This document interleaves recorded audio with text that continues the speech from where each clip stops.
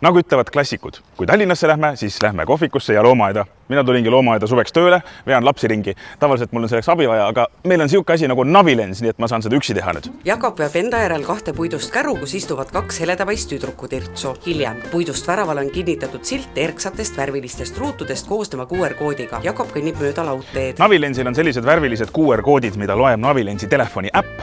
Ja Navilensi telefoni äpp ütleb mulle, kui kaugele ja kuhu suunda see kood jääb.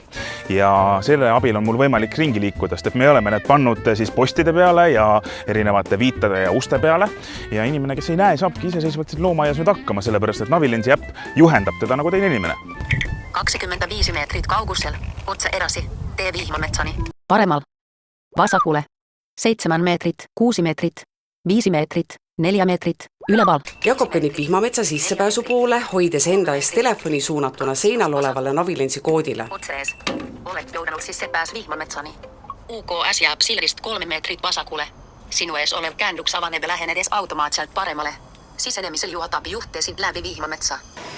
Siin Vihmametsas liikumisel abi pole vaja, siin on juhtteed, aga Navilens räägib mulle siin igasugustest taimedest. Monet maailma korkeimad puud kasvavad Kagu-Aasia vihmametsades. Nad voivad kasvada üle 70 meetri korgauseks. Nende puude viljad meenutavad helikoptereid. Navilensi puhul on lahe see, et ta juhatab mind ka siis, kui tee ei ole päris otse või on keeruline ja käänuline.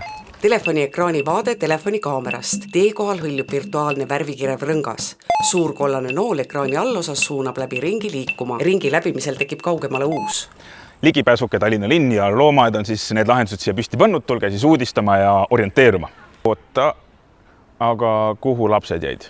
Puudevilus kärudes istuvad 2 tõsist heledapaist tüdrukutirtsu. Ligipääsetavus on ennast tunnustavalt lahe.